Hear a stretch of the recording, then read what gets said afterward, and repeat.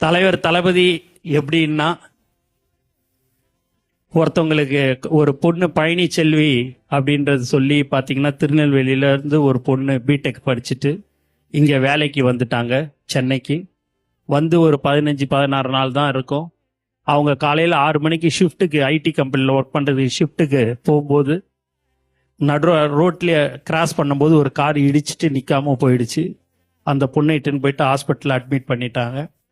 Admit பண்ண உடனேயே ஒரு 2-3 நாள் கழித்து தலைவர் தளபதிக்கு தெரிய வந்தது, அந்த பொண்ணு இதுமாரி ஆக்சிடென்ட் ஆகி அந்த ஹாஸ்பிட்டலில் அட்மிட் ஆகிருக்குதுன்னு. என்னை கூப்பிட்டு உடனே போய் அந்த ஹாஸ்பிட்டலில் போய் பாரு, அது என்ன அவங்களுக்கு எப்படி இருக்குதுன்னு சுச்சுவேஷன் போய் பாருன்னாரு. போய் பார்த்ததுக்கு அந்த பொண்ணுக்கு போய் பார்க்கும்போது டாக்டர் சொன்னாங்க, அந்த பொண்ணு கோமா ஸ்டேஜுக்கு போயிடுச்சு சார். ஒரு 3 நாள் ஆகுது அந்த பொண்ணு இங்கே அட்மிட் பண்ணி. யாருன்னு எங்களுக்கு அவங்க அப்பா அம்மா வந்திருக்கிறாங்க, அவங்களுக்கு பெரிய வசதி இல்லை சார், அதனால கோமா ஸ்டேஜுக்கு போயிடுச்சு அப்படின்னாங்க. எப்படி மேடம் டாக்டர் சரி பண்ண முடியுமா அப்படின்னு கேட்கும்போது, சார் அது 5 நாள்லேயும் சரியாகலாம், 5 வருஷமும் ஆகலாம், 10 வருஷமும் ஆகலாம். அவங்கள நீங்கள் டிஸ்சார்ஜ் பண்ணி இட்டுன்னு போயிட சொல்லுங்க அப்படின்னாங்க. பணம் கட்டணும் அப்படின்னாங்க. சரி, தலைவர் தான் கட்ட போறாருன்னு எவ்வளோன்னு பணம் சொன்னாங்க. அதை எடுத்துன்னு போயிட்டு பணத்தை கட்டிட்டோம். கட்டினோடனே டிஸ்சார்ஜ் பண்ணிட்டாங்க. பண்ணிட்டோடனே ஆம்புலன்ஸில் அந்த பொண்ணை இட்டுக்குன்னு போயிட்டாங்க.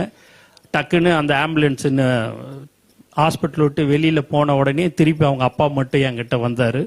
வந்துட்டு இதை மாதிரி கோச்சிக்காமல் நான் ஒன்று கேட்கலாமான்னாரு. என்னான்னு?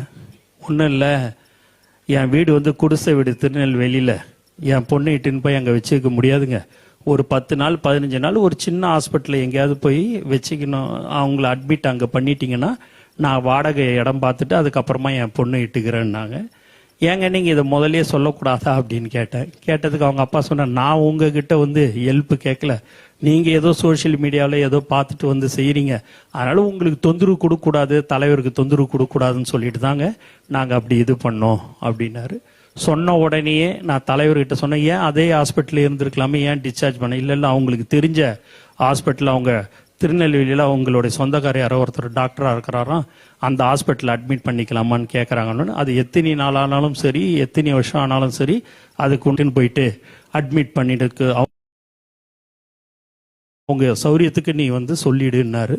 சொன்ன உடனே அந்த பொண்ணை அந்த ஹாஸ்பிட்டலில் போயிட்டு அட்மிட் பண்ணி 15வது நாள் அந்த பொண்ணு நன்றாக கண்முழித்து இன்று நன்றாக இருக்கிறது என்பதை தெரிவித்துக் கொள்கிறேன். அந்த பொண்ணை ஒரு 10 மாதம் 1 வருஷம் இருக்கும்னு நினைக்கிறேன். அதுக்கப்புறமா இங்கே தான் இந்த இடத்துக்கு வந்தாங்க. வந்தவுடனே, அண்ணா என்னை தெரியுதான்னுச்சு, பழனிச்செல்வி என்னை தெரியுதான்னுச்சு. சொல்லுமா என்னம்மான்னு. ஆனால் எனக்கு கல்யாணம் அண்ணன் அப்படின்னுச்சு.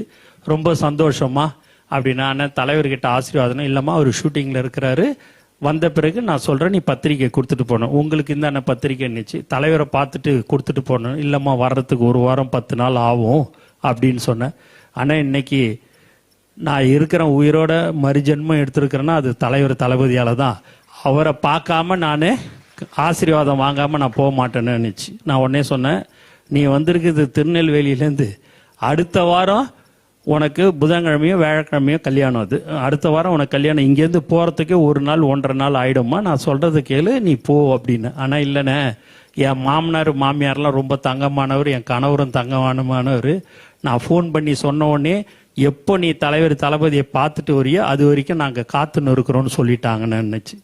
நான் எவ்வளோ சொல்லி பார்த்தேன், போகல. மதியானமும் சொன்னேன், போகல. சாயங்காலமும் சொல்லி பார்த்தேன், போகல. அது இங்கே ஒரு ரூம் எடுத்து அப்பாவும் பொண்ணும் தங்கிட்டாங்க.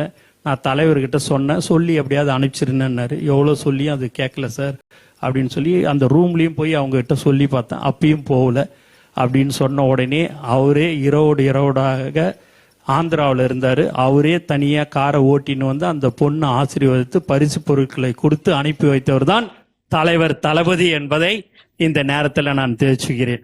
இதை மாதிரியான விஷயங்கள் நிறைய இருக்குது. இருந்தாலும் ஏன் இதை சொல்கிறேன் என்று சொன்னால், அதை மாதிரியான ஒரு நல்ல மனிதர் தான் இன்று மாண்புமிகு முதலமைச்சராக தமிழ்நாட்டு மக்கள் அவரை தேர்ந்தெடுத்திருக்கிறார்கள் என்பதை இந்த நேரத்தில் சந்தோஷத்துடன் தெரிவித்துக் கொண்டு, எனக்கு வாய்ப்பு கொடுத்த அனைத்து நல்ல உள்ளங்களுக்கும் நன்றி கூறி விடைபெறுகிறேன். நன்றி, வணக்கம்.